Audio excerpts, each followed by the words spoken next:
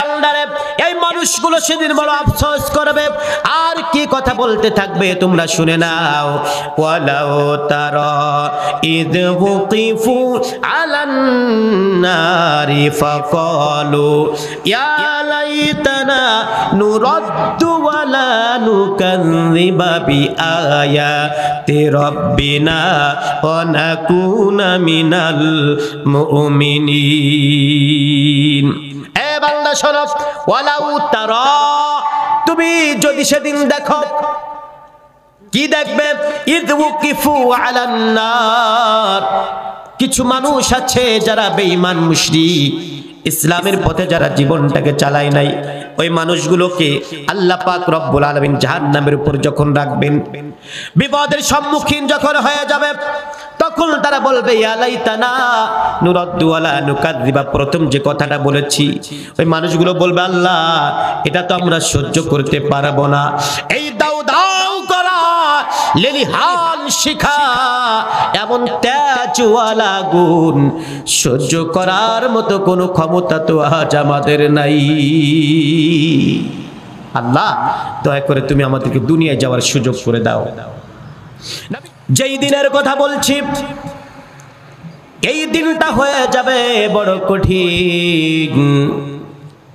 আজকে দেখুন, এই যে প্যান্ডেলের মধ্যে আমরা বসেছি, কোন একজন ব্যক্তি যদি চুরি করে, কোন একজন ব্যক্তি যদি বিপদের সম্মুখীন হয়ে যায়, অথবা ডাকাতি করে, অথবা ভিন্ন কোনো অপরাধ করে, তাহলে এই ঘরের পিছনে যদি গিয়ে পালাই, আমি এই জায়গা থেকে ওনাকে আর দেখতে পারবো না, যেহেতু উনি ঘরের মধ্যে চলে গেছে।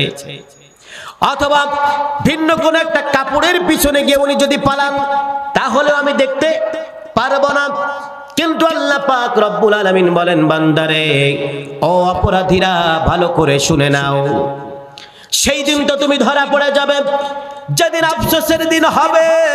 আমি আল্লাহ পাক রব্বুল আলামিন যেদিন বিচারকের বিচারক হইয়া সকল মানুষের সামনে যেদিন হাজির হব, বসে যাব, লক্ষ লক্ষ কোটি কোটি শত শত কোটি অসংখ্য মানুষ যখন আমি আল্লাহ পাক রব্বুল আলামিনের সামনে হাজির হয়ে যাবে, সেদিন অবস্থাটা কেমন হবে শোনো। আল্লাহ পাক রব্বুল আলামিন বলেন, ইয়াউমা হুম বারিজুনা লা ইয়াখফা আলাল্লাহি মিনহুম শাই লিমানিল মুলকুল ইয়াউমা লিল্লাহিল ওয়াহিদিল কাহ্হার। আল্লাহ রাব্বুল আলামিন বলেন, খুব খেয়াল করেন, আল্লাহ রাব্বুল আলামিন বলেন, ও বান্দা যদি অপরাধী হয়ে যাও, আমার দিন বিরোধী কোনো কাজ করে সেদিন যদি হাসরের ময়দানে আমি আল্লাহ পাক রব্বুল আলামিনের সামনে যদি হাজির হয়ে যাও, অবস্থাটা এমন হয়ে যাবে, তুমি যদি সকলের পিছনেও থাকো, তুমি যদি সকলের সামনেও থাকো, ডানেও যদি থাকো, বামেও যদি বান্দা তুমি থাকো, লা ইয়াখফা আলাল্লাহি মিনহুম শাই, আমি আল্লাহ পাক রব্বুল আলামিনের দৃষ্টি থেকে নিজেকে তুমি আড়াল করতে পারবে না। পারা যাবে? আল্লাহ পাক রব্বুল আলামিনের সেই কুদরতি চক্ষু থেকে একটা অপরাধীও সেদিন নিজেকে আড়াল করতে পারবে না। আল্লাহ পাক রব্বুল আলামিন বলেন, যেহেতু কোনো মানুষ নিজেকে নিজে আড়াল করতে পারবে না, নিজেকে সরিয়ে রাখতে পারবে না, নিজেকে গোপন রাখতে পারবে না, প্রত্যেকটা মানুষ যখন এমন অবস্থা বুঝতে পারবে, মানুষগুলো তখন কান্নাহুম জারাদুম মুনতাশির, পঙ্গপালের মতো ছুটতে থাকবে, দিক বেদিক সেদিন ছুটতে থাকবে। আর মানুষগুলোর অবস্থা এমন হয়ে যাবে, প্রিয় ভাই সব, বাস্তবতা হলো আজকে যদি আমি বিপদে পড়ে যাই, আমার আব্বাজান যদি জানে আমার আব্দুর রহিম বড় বিপদে পড়ে গেছে, আব্বাজান এসে বলবে, ওই এলাকাবাসী তোমরা যারা আমার সন্তানকে বিপদে ফেলেছো, তোমাদেরকে আমি পায়ে হাত দিয়ে বলি, তোমাদেরকে অনুরোধ করি, বলি খবরদার খবরদার, আমার ছেলেটাকে তোমরা মারপিট করো না, আমার ছেলেটার প্রতি তোমরা বিন্দু মাত্র অত্যাচার করো না। আমার ছেলে যে অপরাধ করেছে, আমি তার সন্তান হইয়া আমি মাথা নিলাম, যে কোনো কায়দায় আমাকে রেখে হোক, আমাকে মেরে হোক, আর আমার পক্ষ থেকে অর্থ গ্রহণ করার মাধ্যমে হোক, মুক্তিপণ হিসাবে দিয়ে হোক, যে কোনো কায়দায় কোনোভাবে আমার ছেলেকে তোমরা মেরো না, অত্যাচার করো না, মারপিট করো না, যা করতে হয় তোমরা আমাকে করো, ঠিক কিনা? এমনি ভাবে কোন সুসন্তান যদি দেখে আমার আব্বাজান সমাজের ভিতরে কোনো কারণে সমাজের মানুষগুলোর সামনে বড় বিপদের সম্মুখীন হয়ে গেছে, বিপদে পড়ে গেছে, সন্তান গিয়ে এলাকাবাসীর কাছে, সমাজের কাছে গিয়ে বলবে, ওহে আমার সমাজবাসী, সমাজের মানুষগুলো, আমার আব্বাজান যে খারাপ কাজ করেছে, যদি কোনো অপরাধ করে থাকে, তোমাদের কাছে বলি খবরদার আমার আব্বাজানের উপরে তোমরা খারাপ আচরণ করো না, আমার আব্বাজানকে তোমরা মারপিট করো না, দয়া করে আমার জীবনের বিনিময় হলেও আমার আব্বাজানকে ছেড়ে দাও। এই কথাটা এই কারণে বললাম যে সন্তান আব্বাজানের বিন্দুমাত্র কোনো বিপদ চায় না, যে আব্বাজান আম্মাজান সন্তানের কোনো বিপদ চায় না, অবস্থাটা সেদিন এমন হয়ে যাবে, সেই প্রাণের মা, সেই প্রাণের আব্বাজান, প্রাণের সন্তান আল্লাহ পাক রব্বুল আলামিনের সামনে যেদিন হাজির হয়ে যাবে, হাজির হওয়ার পরে অবস্থা যখন বেগতিক দেখবে, আর উপায় নাই, ডানে বামনে সামনে পিছনে আমাকে রক্ষা করার মতো কেহ নাই, সেদিন সবাই থেকে পলায়ন করবে।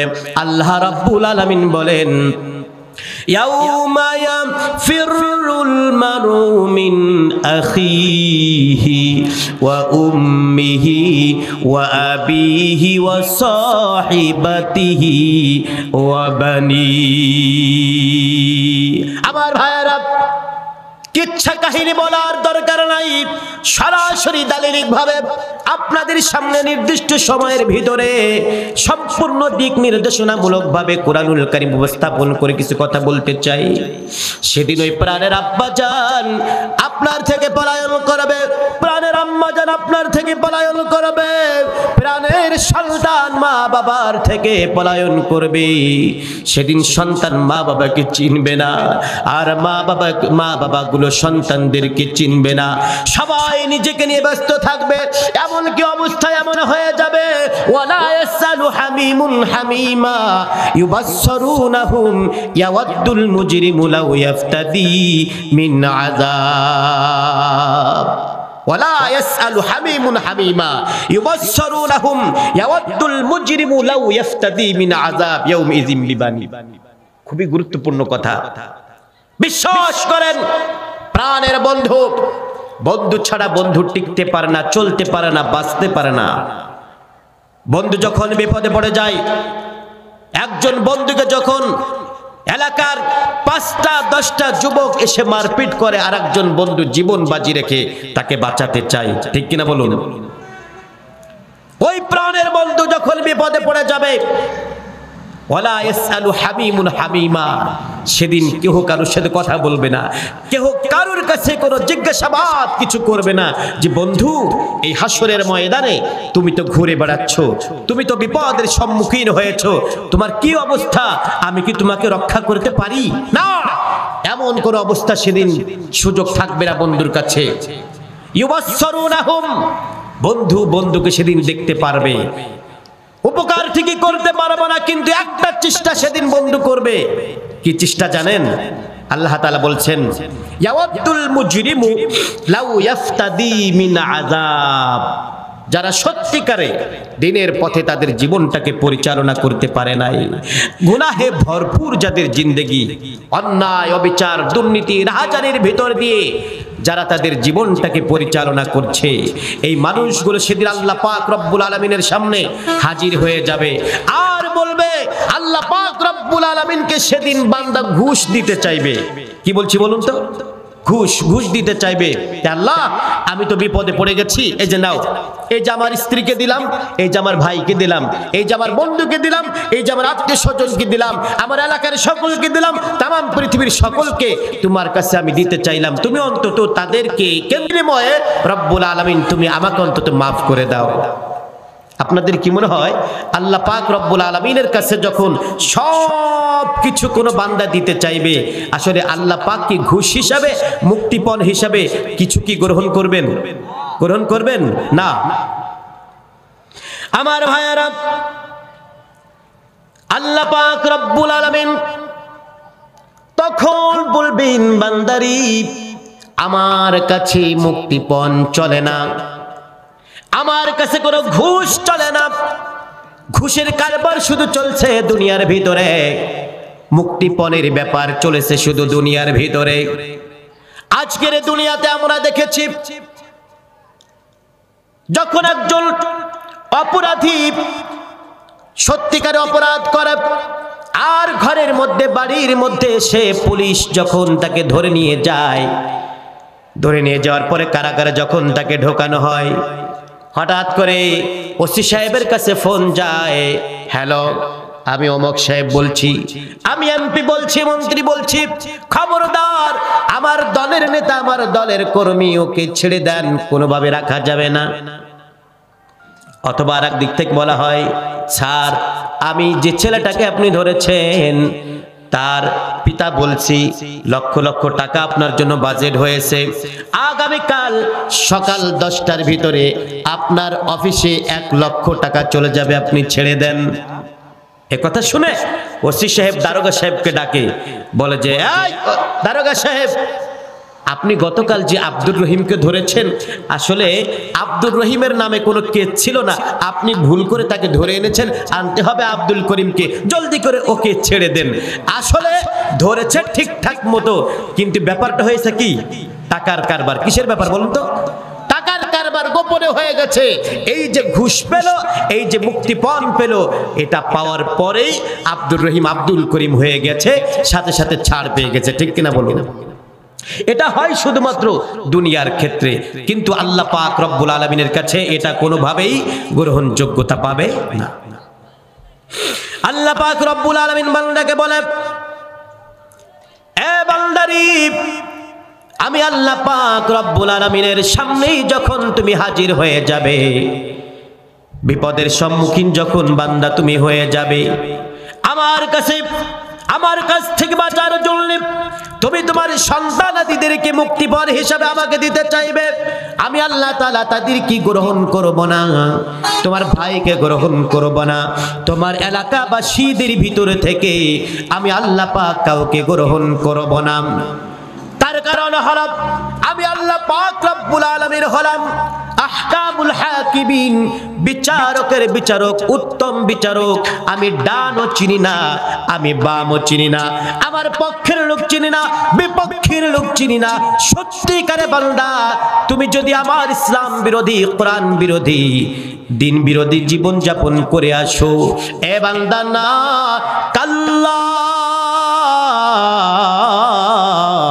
ইন্নাহা লাযা, না কখনো নয়।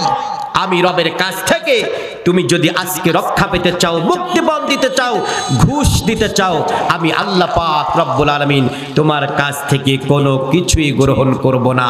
তার কারণ হলো আজকে যে অবস্থার সম্মুখীন তুমি হয়েছো, ভালো করে শোনেন, যে অবস্থার সম্মুখীন তুমি হয়েছো, আমার সামনে তোমার জন্য উপস্থিত রয়েছে, রেডি করা রয়েছে, ইন্নাহা লাযা নাযাআতাল লিশাওয়া, লেলিহাল শিখা, আগুন রয়েছে তোমাকে একেবারে পুড়িয়ে পুড়িয়ে পুড়িয়ে পুড়িয়ে ছারখার করে দেওয়ার জন্য।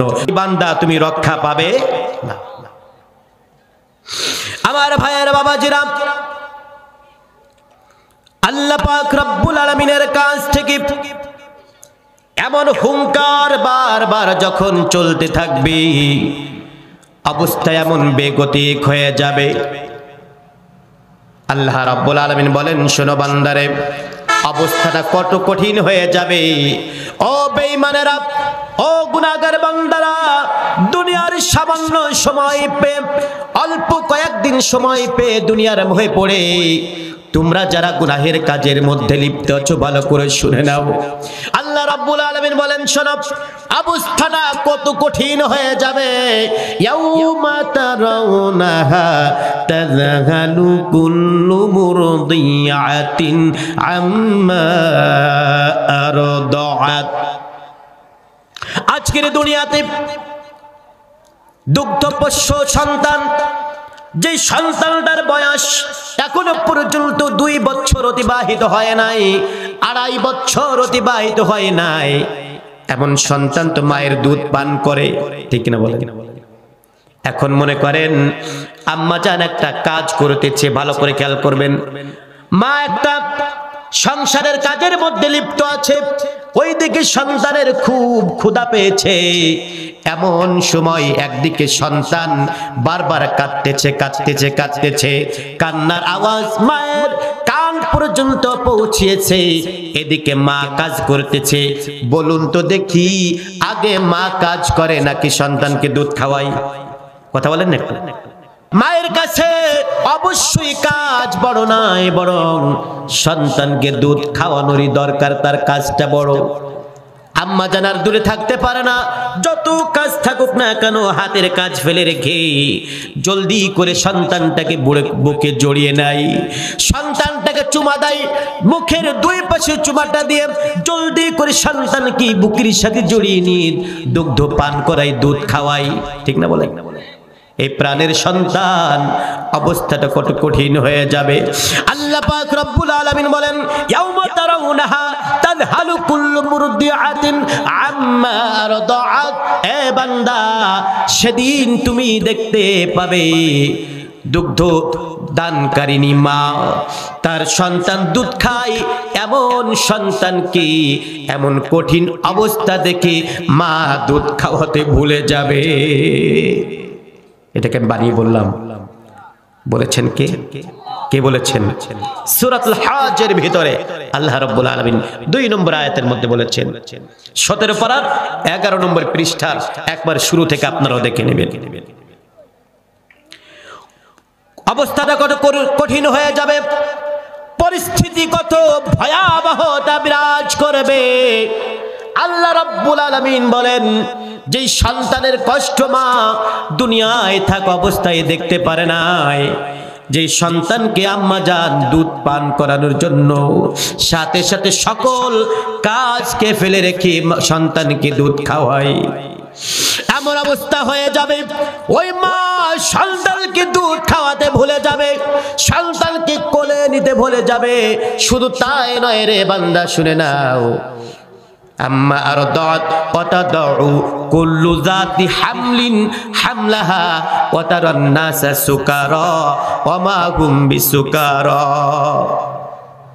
এমন গর্ভধারিণী মা আছে যার সন্তান প্রসবের সময় এখনো পর্যন্ত হয় নাই, কিন্তু অবস্থাটা এমন কঠিন হয়ে যাবে, সন্তান প্রসব হওয়ার সময় হওয়ার আগেই মায়ের সন্তান প্রসব হয়ে যাবে ভয়ে। শুধু তাই নয়, আল্লাহ রাব্বুল আলামিন বলেছেন, সেদিন মানুষকে দেখা যাবে তারা মাতাল ছিন্ন বিচ্ছিন্ন অবস্থায় ঘুরে বেড়াচ্ছে। আসলে ওরা দুনিয়ায় থাকা অবস্থায় মাতাল ছিল না। ওয়ামা হুম বিসুকারা ওয়ালাকিন্না আযাবাল্লাহি শাদীদ। এমন অবস্থা সেদিন বান্দার জন্য কারণই হবে, তার কারণ হলো সেদিন বান্দা কঠিন শাস্তির ব্যাপারে অবস্থাটা এমন হয়ে যাবে। আমার ভাইয়েরা, বাবাজিরা, শুধু আম্মা জান সন্তানকে দুধ খাওয়াতে ভুলে যাবে না। মা সেদিন ওই সময়ে শুধুমাত্র প্রসব করে ফেলবে না, মানুষগুলো সেদিন মাত্র এমন ভাবে তারা দিক বেদিক ছুটতে থাকবে না। নবী করিম সাল্লাল্লাহু আলাইহি ওয়াসাল্লামের হাদিস, মা আয়েশা সিদ্দিকা রাদিয়াল্লাহু তাআলা আনহা বলেছেন, ইউহশারুন নাসু ইয়াউমাল কিয়ামাতি হুফাতান উরালান গুরলা। অবস্থাটা এমন কঠিন হয়ে যাবে, একটু খেয়াল করেন। ইউহশারুন নাসু, সেই হাসরের ময়দানে মানুষের অবস্থা কি হবে? হুফাতান উরাতান গুরলা। মানুষ সেদিন খতনাহীন অবস্থায়, বস্ত্রহীন অবস্থায়, উলঙ্গ অবস্থায় আল্লাহ পাক রব্বুল আলামিনের শাহী দরবারে হাজির হয়ে যাবে। একটু চিন্তা করেন, মাথা কাটান। বস্ত্রহীন অবস্থায় যদি এই লক্ষ্য এরকম 2-4টা মানুষ না, কয়েকশো মানুষ না, কয়েক হাজার মানুষ না, আল্লাহ পাক রব্বুল আলামিনের সামনে যে সমস্ত মানুষেরা হাজির হবে, আপনি কি মনে করেন ওই মানুষের কোনো গণনা করা যাবে? গণনা করা যাবে ভাই? গণনা করা যাবে না। এই লক্ষ লক্ষ কোটি কোটি অসংখ্য মানুষ আল্লাহ পাক রব্বুল আলামিনের সামনে হাজির, অথচ নবী বলতেছেন এই মানুষগুলো কিন্তু সেদিন বস্ত্রহীন অবস্থায় রবের সামনে দৌড়াদৌড়ি করতে থাকবে। এ কথা যখন মা আয়েশা সিদ্দিকা রাদিয়াল্লাহু তাআলা আনহার কাছে নবীজি বললেন, তখন হযরত আয়েশা বললেন, ইয়া রাসূলুল্লাহি আন-নিসাউ ওয়ার রিজালু জামিআ, হে রাসূল আপনি তো বলছেন যে মানুষগুলো সেদিন বস্ত্রহীন অবস্থায়, উলঙ্গ অবস্থায় হাসরের ময়দানে উঠবে। হে নবী, সেদিন তো পুরুষ নারীর দিকে, নারী পুরুষের দিকে, সবাই যেহেতু উঠবে, সকলে একে অপরের দিকে তো তাকাবে। আর যদি তাকাতাকি সেদিন মানুষ করে বস্ত্রহীন অবস্থায় মানুষ একে অপরের দিকে তাকালে এটা তো বড় লজ্জাস্কর ব্যাপার হবে। হে রাসূল, এটা কি লজ্জার ব্যাপার হবে না? উত্তর কি দিলেন আল্লাহর নবী সাল্লাল্লাহু আলাইহি সাল্লাম? তখন উত্তর দিলেন, ইয়া আয়েশা আল আমরু আশাদ্দু মিন আইয়ানজুরা বা'দুহুম ইলা বা'দ। ও আয়েশা,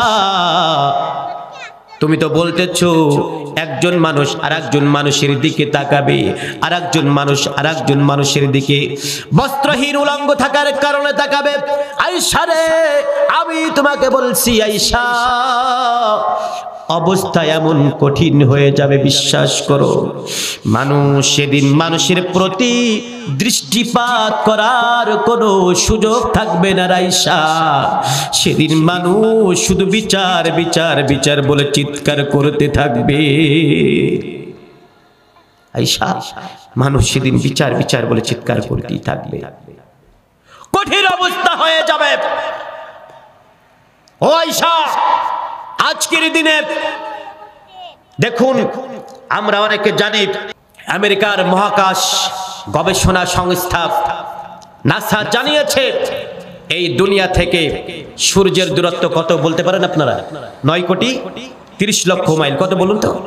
9 কোটি 30 লক্ষ মাইল আমাদের এই দুনিয়া থেকে সূর্যের দূরত্ব। এখন মাঝে মধ্যে দেখা যায় আমাদের কৃষক বাবাজিরা যারা আছেন, কৃষক ভাইয়েরা যারা আছেন, ফাঁকা ময়দানে, ফাঁকা বিলে যখন কাজ করতে যান, এমন মাঝে মধ্যে হয় যে তারা একটানা সকাল থেকে দুপুর পর্যন্ত বা বিকাল পর্যন্ত তারা আর কাজ করতে পারেন না, রোদের প্রখরতার কারণে, সূর্যের তাপের কারণে। এমন হয় কিনা বলুন তো? ভুল বলতেছি নাকি আমি? অথচ এই যে সূর্যটা রয়েছে 1-2 মাইল নাকি 9 কোটি, একটু মুখস্থ করেন না, 9 কোটি 30 লক্ষ মাইল দূরে রয়েছে।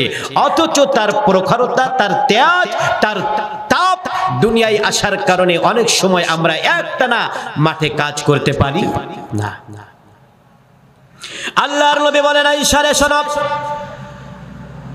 সেদিন অবস্থা আরো কঠিন হয়ে যাবে এমন। ও আয়েশা, ও দুনিয়ার মানুষেরা, তোমরা ভালো করে শুনে নাও, যেই সূর্যটা এত দূরে থাকার কারণে তোমরা মাঝে মধ্যে কাজ করতে পারো না, তাপের কারণে তোমাদের বড় কষ্ট হয়, কানের গোড়া দিয়ে তোমাদের ঘাম ঝরতে থাকে, মাথার ভিতরে ভিজে যায় ঘামের কারণে, কখনো কখনো নাক বেয়ে পড়ে, শরীর বেয়ে পড়ে। কিন্তু এমন একটা সময় হবে হাসরের ময়দানে, হাদিসের মধ্যে বিভিন্ন বর্ণনা এসেছে। একটা বর্ণনার মধ্যে বলা হয় এই সূর্যটা একেবারে 1 মাইলের মধ্যে চলে আসবে, মাত্র 1 মাইলের মধ্যে। তখন আর 9 কোটি 30 লক্ষ মাইল দূরে থাকবে না, মাত্র 1 মাইলের মধ্যে সূর্যটা চলে আসবে। যেখানে 9 কোটি 30 লক্ষ মাইল উপরে সূর্যটা রয়েছে, এই সূর্যটা যদি একেবারে 1 মাইলের মধ্যে চলে আসে, অবস্থাটা কেমন হয়ে যাবে? মানুষগুলো অবস্থা এমন হয়ে যাবে, নবীজি হাদিসের মধ্যে বলেছেন, মানুষের এত কষ্ট হবে, মাথার ঘিলুগুলো টকবক টকবক করতে থাকবে, টকবক করতে থাকবে। আর মানুষ এমন ভাবে সেদিন ঘামতে থাকবে, কোন মানুষের ঘাম টাকনু পর্যন্ত হয়ে যাবে, কোন মানুষের ঘাম একেবারে হাঁটু পর্যন্ত হয়ে যাবে, কোন মানুষের ঘাম তার কোমর পর্যন্ত হয়ে যাবে, অথবা কোন মানুষ এমন দেখা যাবে তারা এমন এত বেশি ঘাম হয়েছে, এত বেশি ঘাম হয়েছে, ওই ঘামের মধ্যে তারা হাবুডুবু খেতেছে। এই হাবুডুবু খাওয়ার অবস্থায় সেদিন মানুষ বড় চিৎকার করবে আর বলবে, আল্লাহ আমরা দুনিয়ায় থাকা অবস্থায় এমন অবস্থায় আমরা দিন তো মানি নাই, কোরআন মানি নাই, ইসলামের পক্ষে আমাদের জীবনটাকে পরিচালনা করি নাই। আল্লাহ পাক রব্বুল আলামিন বলেন, এ বান্দারে, এই মানুষগুলো সেদিন বড় আফসোস করবে আর কি কথা বলতে থাকবে তোমরা শুনে নাও। ওয়ালাউ তারা ইদ ওয়াকিফু আলান নারি ফাকালু ইয়া লাইতানা নুরাদ্দু ওয়ালা নুকাযযিবা বিআয়াতি রাব্বিনা ওয়া নাকুনা মিনাল মুমিনিন। এ বান্দা শোনো, ওয়ালাউ তারা, তুমি যদি সেদিন দেখো, কি দেখবে? ইদ ওয়াকিফু আলান নার, কিছু মানুষ আছে যারা বেঈমান মুশরিক, ইসলামের পথে যারা জীবনটাকে চালায় নাই, ওই মানুষগুলোকে আল্লাহ পাক রব্বুল আলামিন জাহান্নামের উপর যখন রাখবেন, বিপদের সম্মুখীন যখন হয়ে যাবে, তখন তারা বলবে, ইয়া লাইতানা নুরাদ্দু ওয়ালা নুকাযযিবা, প্রথম যে কথাটা বলেছি, ওই মানুষগুলো বলবে, আল্লাহ এটা তো আমরা সহ্য করতে পারবো না, এই দাও দাও করা লেলিহান শিখা, এমন তেজওয়ালা গুণ সহ্য করার মতো কোনো ক্ষমতা তো আজ আমাদের নাই। আল্লাহ দয়া করে তুমি আমাদেরকে দুনিয়ায় যাওয়ার সুযোগ করে দাও। নবী করিম সাল্লাল্লাহু আলাইহি ওয়াসাল্লাম সাহাবীদেরকে ডেকেছেন, খুব খেয়াল করেন, গুরুত্বপূর্ণ একটা হাদিস বলছি। এই কথাগুলো যখন বারবার সাহাবীদের সামনে বলা হয়েছে, একদিন নবী করিম সাল্লাল্লাহু আলাইহি ওয়াসাল্লাম সকল সাহাবীদেরকে ডেকেছেন আর বলতেছেন, ও আমার সাহাবীরা, এই যে মানুষগুলো বিভিন্ন রকমের সমস্যার সম্মুখীন যখন হয়ে যাবে, তোমরা কি জানো সেদিন সব থেকে নিঃস্ব কারা হয়ে যাবে? আল্লাহর নবী বলছেন, তোমরা কি বলতে পারো আতাদরুনা মাল মুফলিস?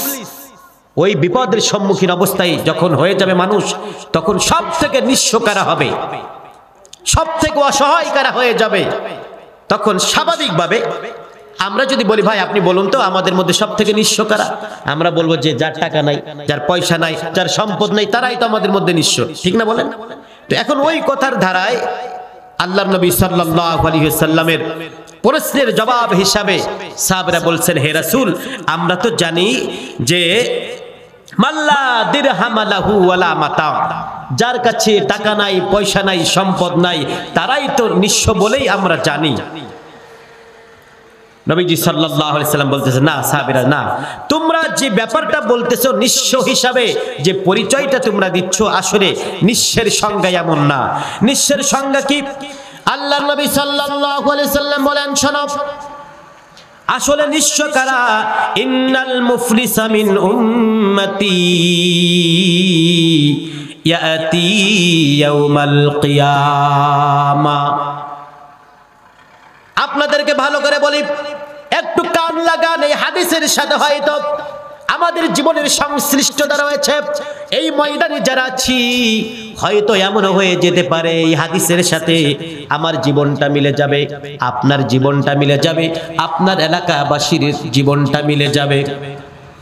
আমার নবী বলেন, আইস ও সাহাবীরা ভালো করে শোনো, তোমরা যে কথা বলছো সম্পদ যার নাই সেই ব্যক্তি নিঃস্ব, টাকা পয়সা যার নাই সেই ব্যক্তি নিঃস্ব, আসলে ব্যাপারটা এমন নয়।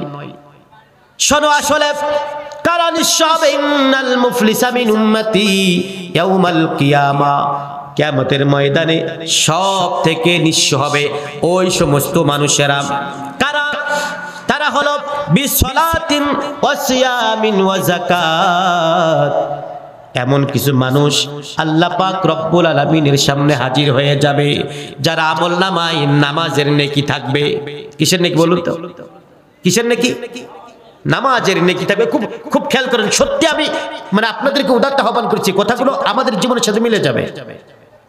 বিসলাতিন ওয়া সিয়ামিন ওয়া যাকাতিন, মনে করেন আমি অথবা আপনি উঠেছি হাসরের ময়দানে, কিয়ামতের ময়দানে রবের কাছে। এখন আমার কাছে কি আছে? নামাজের সওয়াব আছে। আমার কাছে কি আছে? রোজার সওয়াব আছে। আমার কাছে কি আছে? আমার কাছে যাকাত প্রদানের সওয়াব আছে। এইগুলো নিয়ে অনেক অনেক নেকি নিয়ে আমি আল্লাহ পাক রব্বুল আলামিনের সামনে মনে করেন হাজির হয়েছি। নবী বলতেছেন শোনো, তো এই ব্যক্তি ঠিকই অনেক রকমের আমলনামা নিয়ে তার নেকি নিয়ে রবের কাছে হাজির হয়ে যাবে। ওই একই ব্যক্তির পরক্ষণে আরো কিছু কাজ সে দুনিয়ার বুকে থেকে করেছে। কি কাজ করেছে? নবী আমার বলেন, ওয়ায়াতি কদ শাতামা হাযা, ওই ব্যক্তি নামাজ পড়েছিল ঠিকই, রোজা রেখেছিল ঠিকই, যাকাত দিয়েছিল ঠিকই, পাশাপাশি মাঝে মধ্যে মানুষকে গালিগালাজ করত। এমন গালিগালাজ করা মানুষ আপনাদের সমাজের মধ্যে তো নাই, তাই না? আপনাদের মধ্যে আছে। একদিকে নামাজ আছে, রোজা আছে, হজ আছে, যাকাত আছে, নেকামল আছে, সব ঠিকঠাক মতো আছে। ওই একই ব্যক্তি আবার সমাজের প্রভাবওয়ালা, প্রতিপত্তিশালী হওয়ার কারণে মাঝে মধ্যে উনি কি করতে, মানুষকে কি করতে বলুন তো? গালিগালাজ করত। আল্লাহর নবী বলেন শোনো, উনি শুধু গালিগালাজ করে নাই, ওয়াকাযাফা গাযাব, মানুষের বিরুদ্ধে মিথ্যা অপবাদ দিত। একটা মানুষ চুরি করে নাই, চুরির অপবাদ। একটা মানুষ ধর্ষণ করে নাই, ধর্ষণের অপরাধ। একটা মানুষ লুণ্ঠন করে নাই, লুণ্ঠনের অপরাধ। একটা মানুষ দেশ বিরোধী কাজ করে নাই, তাকে দেশ বিরোধী অপরাধ দেওয়ার মতো অবস্থা আমাদের দেশের মধ্যে আছে না নাই? আমরা মাঝে মধ্যে কথাগুলো যখন বলি আমাদেরকে পিছনের দিকে ফিরে যেতে হয়। এদেশের শ্রেষ্ঠ সন্তান ওয়ারাসাতুল আম্বিয়া, আল্লাহ পাক রব্বুল আলামিনের পক্ষ থেকে নবীর মাধ্যমে যাদেরকে শ্রেষ্ঠ সন্তান বলা হয়েছে, এদেশের বহু আলেম ওলামাদেরকে মিথ্যা অপবাদ দিয়ে বিগত কয়েকটা বছর ধরে, কাউকে 13 বছর, আল্লামা সাইদ রহমাতুল্লাহি আলাইহি 13 বছর, আমাদের জসিম রহমানী সাহেব ওনাকে 11টা বছর ধরে, রফিকুল ইসলাম মাদানীকে 3 বছর, এরপরে মামুনুল হক সাহেবকে 3 বছর, মুফতি আমির হামজা সাহেবকে 3 বছর, এভাবে দিয়ে এদেশের অসংখ্য আলেম ওলামাদেরকে তারা মিথ্যা অপবাদ দিয়ে বছরের পর বছর তারা কারারুদ্ধ করে রেখেছিল। ঠিক কিনা বলুন? এই যে মিথ্যা অপবাদ তোমরা দিলে, এক একজন মানুষের জীবন থেকে 13 বছর, 11 বছর, 3 বছর, 1 বছর, 2 বছর করে সময়টা তাদের জীবন থেকে নষ্ট করে দিলে। খোদার কসম করে বলছি, আল্লাহ পাক রব্বুল আলামিনের কাছে এই অপবাদের কারণে, এই সমস্যার কারণে, এই জালিয়াতের কারণে তোমাদেরকে অবশ্যই জবাবদিহিতা করতে হবে। ঠিক কিনা বলুন?